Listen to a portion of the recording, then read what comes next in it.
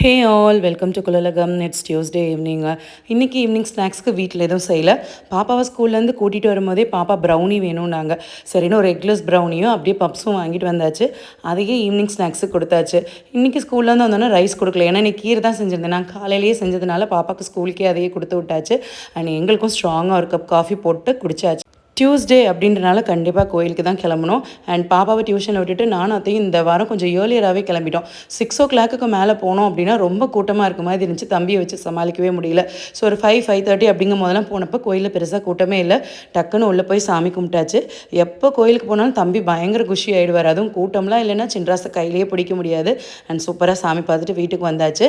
And பாப்பாக்கு exam நடக்கிறனால கொஞ்சம் அவங்களுக்கு சொல்லிக் கொடுக்குற ஒர்க் இருந்ததுனால வந்ததுமே தக்காளி சப்ஜி மாதிரி பண்ணி வச்சுட்டு கொஞ்சம் நேரம் அவளுக்கு சொல்லிக் கொடுக்கலான்னு போனேன். அதுக்குள்ளே அவங்க தாத்தா பாட்டி ஆக்குப்பை பண்ணிக்கிட்டாங்க.